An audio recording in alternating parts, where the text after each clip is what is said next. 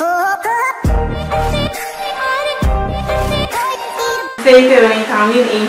فيديو النهارده لكل عروسه او بنوته لسه مبتدئه وعايزين يجمعوا ميك اب من الصفر. هقول لكم على كل الميك اب اللي تقدروا تجيبوه ببادجت 1000 جنيه مثلا. الفكره دي انا كنت عاملاها قبل كده على الفيسبوك، بس كنت كاتباها كبوست عادي، بس طبعا على الفيسبوك البوستات بتنزل تحت وبتتنسى مع الوقت يعني. فانتوا بقى اللي جبتوا لي فكره ان انا اعمله فيديو. اولا خلينا متفقين ان هي مش هتبقى 1000 جنيه صرف، يعني هتبقى 1000 جنيه وحاجه بسيطه. وفي نفس الوقت البوست اللي انا كنت منزلاه هنا على الكوميونتي بتاع اليوتيوب كان في بنوته اسمها شيماء قالت لي على بادجت 2000 جنيه. فانا بتكلم هقول لكم على اوبشنز ان هي ازاي تجيبي الحاجه ب 1000، او ممكن لو انت عايزه حاجه اعلى منها تجيبيها بحيث ان هو يبقى البادجت تقريبا 2000 جنيه برضه. كمان بالنسبه للبنات اللي في اسكندريه هقول لكم الحاجات دي كلها تجيبوها منين هنا. انا حاولت على قد ما اقدر كل البرودكتس اللي هقولها هتبقى موجوده عادي في مصر وفي المحافظات عشان محدش يتوهي ويجيب اونلاين او ما يلاقيهاش وكده. الحاجات دي كلها هتبقى موجوده في المحلات. بس بقى من غير رغي كتير يلا بينا نبدا الفيديو. طيب اول حاجه بنحتاجها دايما البرايمر. ارخص حاجه انا لقيتها هو بتاع كاتريس. بتاع كاتريس ده تقريبا ب 100 جنيه، وكاتريس منزله برايمرز لكل انواع البشره. يعني الابيض ده للبشره المختلطه والدهنيه، لان ده مكتوب عليه ان هو انتي شاين، بيضيع اللمعان بتاع البشره، وان هو ما فيهوش زيوت. وفي واحد تاني للبشره الجافه والعاديه تقريبا لونه بينك، وتقريبا في واحد اخضر اللي هو بيبقى تقريبا جوه التيوب بيبقى لونه اخضر عشان يداري اي احمرار في الوش. فانتي شوفي نوع بشرتك وهاتي البرايمر ده. وانا بالنسبه لي بتاع البشره المختلطه والدهنيه ده حلو قوي وعجبني جدا. وميزته ان هو ما فيهوش سيليكون، هو البيز بتاعه ميه، وفي نفس الوقت بيخلي وشك مات وما بيبينش الزيوت على مدار اليوم.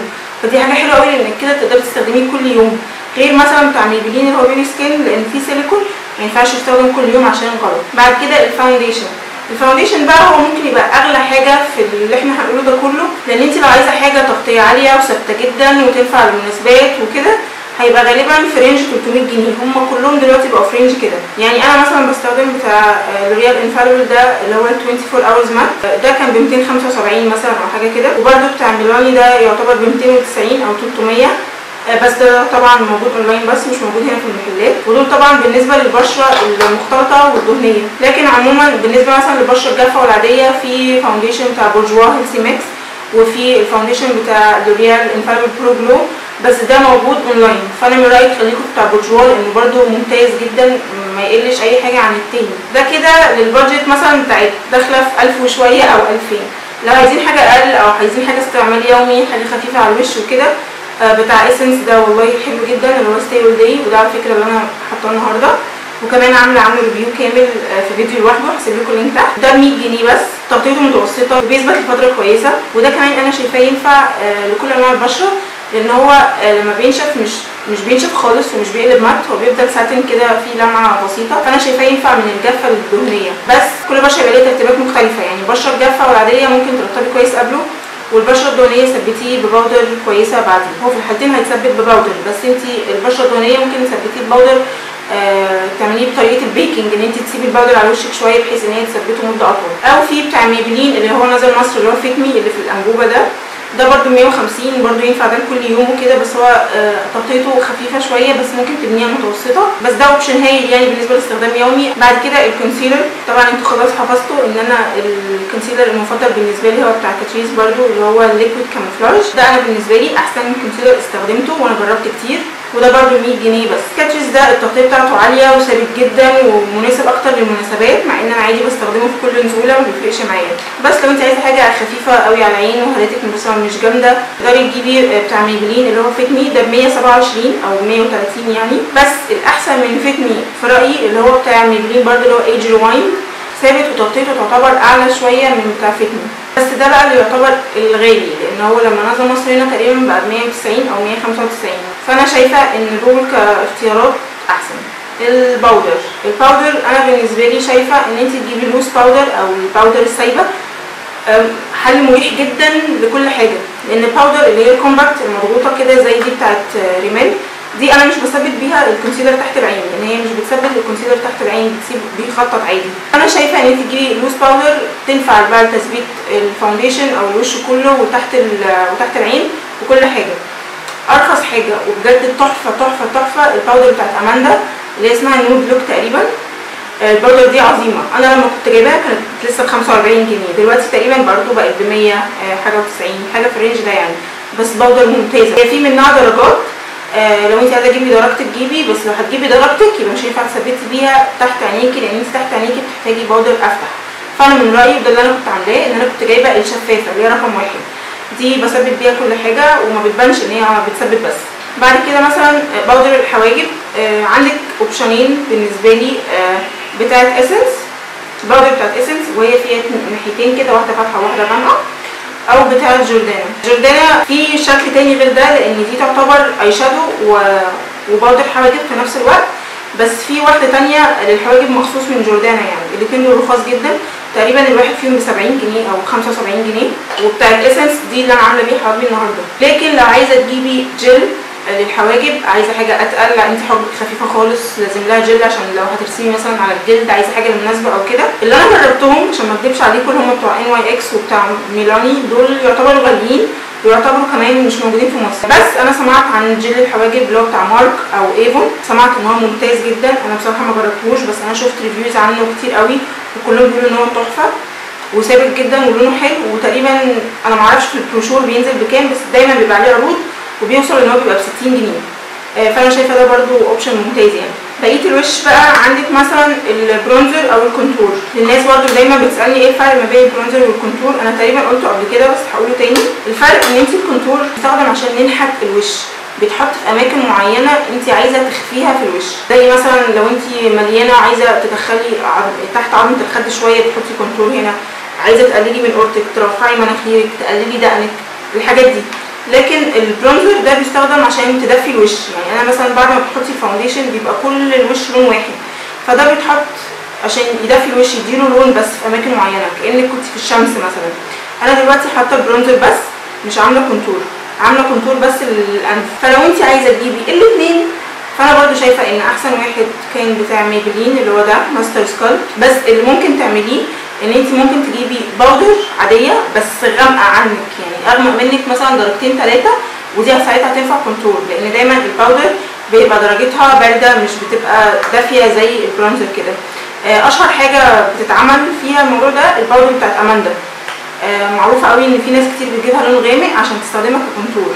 انا ما جربتهاش بس هي طبعا رخيصه. بتاع ميبلين ده 175، فانت ممكن تستبدليه بتاع اماندا لان هي اكيد هتبقى ارخص. ومن رايي انا الشخصي ان انت ممكن تستغني عن الكونتور اصلا وتجيبي البرونزر بس. ده برده بتاع كاتريس، ده برده 100. هي ميزه كاتريس ان هي تقريبا 3/4 حاجاتها ب100 جنيه. زي ما بقول لكم انا دلوقتي ما بقتش بحط كونتور الا للانف. وعندي حل لو انت برده هتقولي طب ما انا برده عايزه اعمل كونتور للانف وانت قلتي مش هعمل ببرونزر ومش عايزه اجيب كونتور، ممكن باليت الاي شادو اللي انت هتجيبيها تختاري منها درجه بني تكون اغمق منك درجتين 3 او اللون بتاعها بارد زي ما انا بقول، وتعملي بيها كونتور الانف. مش لازم تجيبي علبه كونتور كامله، او لو انت بتحبي الكونتور ممكن تجيبي الكونتور ما تجيبيش البرونزر وهكذا يعني. الهايلايت، انا بالنسبه لي الهايلايت ده بتبقى احلى حاجه في الوش، لان انتوا زي ما انتوا شايفين كده بيدي لمعه جميله قوي للوش. يعني انا ما جربتش في حياتي من ساعه ما بدات ميك اب الا نوعين بس هايلايت، بتاع اسنس وبتاع سليك. بتاع سليك طبعا غالي، ودي باليت كامله فيها 4 الوان انت مش محتاجاها خالص. انت ممكن تجيبي لون واحد اللي هو بتاع اسنس، وده برده اللي انا حاطاه النهارده. على فكره انا قصدي ان انا النهارده اعمل اللوك كله من معظم الحاجات اللي انا هقول لكم عليها عشان تشوفوها عليا برده وانا بتكلم. الهايلايتر بتاع اسنس ده فظيع، حلو جدا جدا جدا. انا عندي دلوقتي بتاعت سليك وممكن ما احطش منها وانا نازله واحط من بتاعت اسنس، بجد حلوه قوي. وهي في منها تقريبا درجتين مثلا، تقريبا درجتين. اللون ده هو هيبان لكم هنا ان هو ابيض، هو قريب من الابيض بس هو فيه سنه ذهبي اللي هو لون الشامبين زي ما بنقول. وديكوا شايفين هو علينا عامل ازاي. وهو في العلبه بيبقى كريمي كده، بيبقى كريمي، وبعد ما بتحطيه بيقلب باودر. بصوا شايفين لمعته فظيع بجد. واحسن طريقه ان انا بحطها بيه بحطه بصوابعي ولا بحطه بسبونج ولا بفرشه. والهايلايتر ده تقريبا ب75 جنيه او ب80 جنيه بالكتير قوي. لكن لو انتي اسمر مني مثلا ممكن تجيبي الدرجه الثانيه، هي على سيمون شويه تقريبا، هتبقى حلوه جدا. لكن لو انتي افتح مني او قريبه مني اللون ده هيبقى كويس قوي عليكي. البلاشر ارخص حاجه جربتها ويعتبر احلى حاجه جربتها البلاشر بتاع جوردانا. انا اي نعم ما جبتش منه الوان تانية بس عشان كنت بجرب انواع بلاشرز تانية يعني مش اكتر، بس بجد ده فظيع. ده برضو انا كنت جايباه لما كان ب40 جنيه تقريبا، بس هو دلوقتي ب60 65 حاجه كده، بس فظيع. ودرجاته كلها وهم، كلها فظيعه. الدرجه اللي معايا دي هي اللي انا برضو حطاها النهارده، اللي هي رقم 15 تيراكوتا. دي انا سمعت ان في ناس بيستخدموها كبرونزر كمان، يعني انت ممكن لو هتستغني عن البرونزر هما تقريبا كمان فعلا درجتهم قريبه من بعض، يعني تعتبر قريبه من بعض. انت ممكن تستخدمي ده كبرونزر برضو عادي جدا. نيجي بقى الميك اب العين. انا هسيب الاي شادو كمان شويه كده عشان هتكلم فيه حبتين، بس مثلا نيجي للايلاينر. اللي متابعني من زمان هيعرف انا هقول انه ايلاينر. الايلاينر بتاع اسم ده انا مهما استخدمت اي ايلاينر تاني ده هيفضل بالنسبه لي احسن واحد انا جربته. ده اللي عندي، ده السائل، والفرشه بتاعته طريه. في ناس كتير مش بتعرف تستخدم الفرشه دي لانه بيلحوس منهم.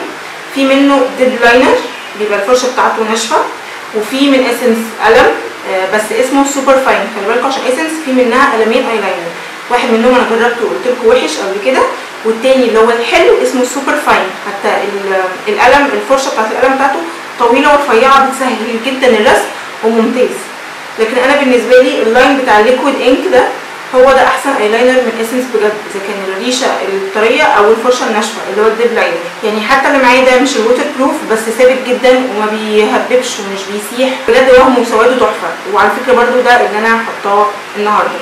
انا عامله خط رفيع بس اعتقد انه باين. يعني الايلاينرز بتاعت اسنس ايا كان اي واحد فيهم كلهم تقريبا ب 80 جنيه. الماسكارا بقى برضو انا جربت 200 نوع ماسكارا، وعندي الغالي وعندي الرخيص، بس برضو انا احسن واحده بالنسبه لي هي بتاعت اسنس اللي هي اللاش برنسس، ودي برضو اللي انا حطاها النهارده. وانا قصدت ان انا ما احطش رموش عشان تشوفوا شكل الماسكارا.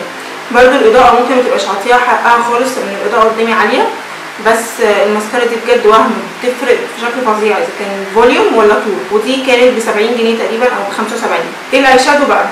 الاي شادو لو انت عايزه تفضلي في رينج ال1000 وحاجه بسيطه، انا ارجح لك الاي شادو باليتس بتاعت اسنس. برضو تقريبا الباليت الواحده فيها 8 الوان، وهم منزلين 4 باليتات تقريبا. واحده اسمها برونز كلها الوان شيمر على بنيات وذهبي وكده، دي هتبقى حلوه قوي ان انت تستخدميها بقى الاي شادو وتستخدميها كهايلايتر اللي انت عايزاه.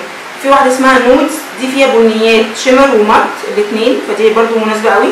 وفي واحده اسمها روزز على بينكات وكده، والتانية اسمها سموكي او حاجه كده، دي بقى فيها اسود ورصاصي وسيلفر وكده يعني. فانا من رايي ان انت لو عايزه البادجت بتاعتك تبقى قليله، انت ممكن تجيبي مثلا منها باليت واحده او باليتين. لو انت مش بتستخدمي غير استعمال يومي عايزه البنيات بس الالوان الترابيه دي، فانت ممكن تجيبي النودز لان دي هتنفعك قوي لان فيها المات والشيمر زي ما قلنا. لكن لو هتجيبي مثلا اللي هي اسمها البرونز اللي هي كلها شيمر بس، انا اعتقد ان دي مش هتنفعك قوي. يعني لازم هتجيبي جنبها حاجه لان انت مش هينفع تستخدمي الالوان اللي بتلمع بس لوحدها، انت لازم محتاجه الوان مات. او ممكن ان انت تجيبي منها باليتين. انا نسيت اقول ان هي عشان سعرها 100 جنيه، الباليت الواحده ب 100 جنيه، فعشان كده بقول لك انت ممكن تجيبي واحده بس او ممكن تجيبي اتنين. من رايي برضو ان احنا اغلب اللوكات اللي بنعملها بتبقى يا اما على الوان بنيات وذهبي وكده او على بينكات، فانت ممكن تجيبي النودز والروزز او الروزز والبرونز كده يعني. فانت الاي شادو مش هيكلفك الا 200 جنيه، والباليت فيها 8 الوان، هيبقى عندك 14 لون بال 200 جنيه.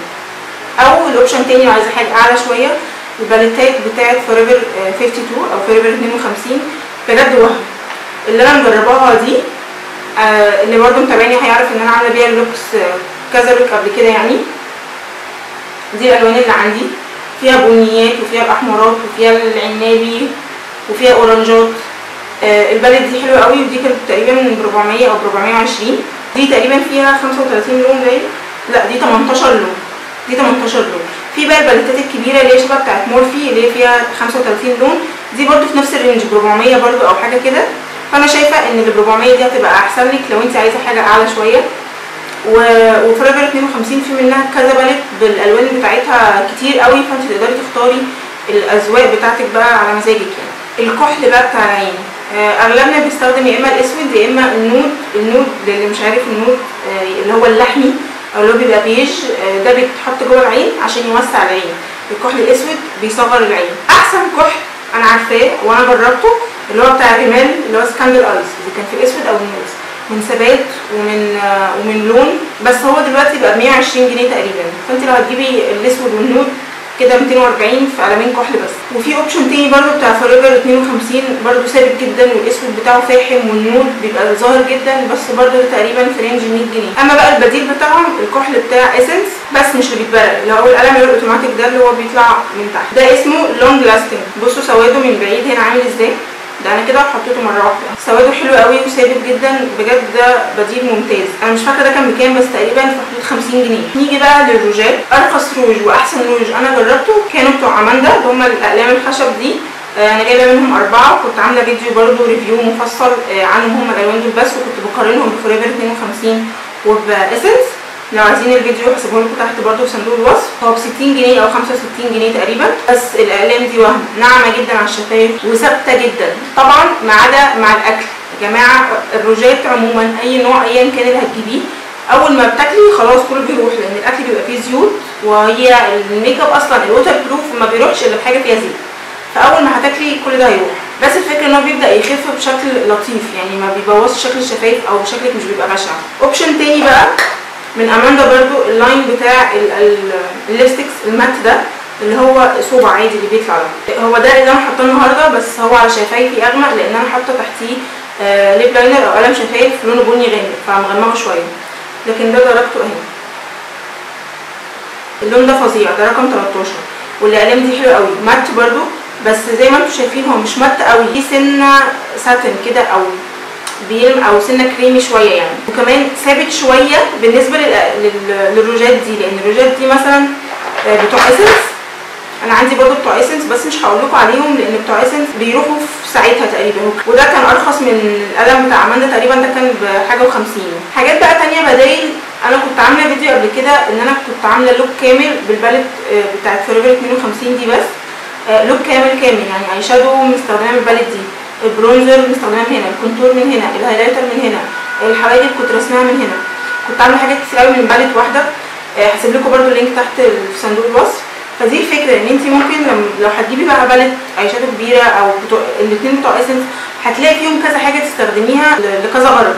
تقريبا دي كل الحاجات اللي انتم ممكن تجيبوها. نيجي بقى للاماكن تجيبوها منين في اسكندريه، لكن باقي المحافظات انا اسفه مش عارفه، بس انا من رايي ان احنا في الكومنتات بقى تحت الفيديو ده نساعد بعض كده، كل محافظه تقول البراندات اللي انا قلتها دي موجوده فين بالظبط عشان الباقي يستفيد. لكن مبدئيا يعني بالنسبه لي اسنس وكاتريس وميبلين مثلا دول موجودين في مزايا، موجود في كارفور وموجود في سان ستيفانو وفي فرع في المعسكر الروماني. وعموما اي محل انا هقوله يا اما هتلاقوا له صفحه على الفيسبوك او دوروا على جوجل عشان يكتب لكم العنوان بالتفصيل، وهتلاقوا الفروع بتاعت اي محل. موجودين برده في محل اسمه بيربل موجود في مول زهران في سموحه في الدور الاول فوق، هتلاقوا محل اسمه بيربل ده بقى عنده كاتريس وعنده اسنس وعنده جوردانا برده موجوده عنده، وتقريبا برده عنده اماندا. وفي محل في الزنقه في المنشيه اسمه اوريجينال ده برده عنده كاتريس وعنده اسنس وعنده كل البراندات تقريبا اللي انا قلت عليها النهارده دي. اماكن تانية الجوردانا مثلا موجوده في الشريف بوتيه، في محل اسمه شريف بوتيه ده موجود منه كذا فرع، الفروع اللي انا اعرفها موجوده في البيطاش في شهر العسل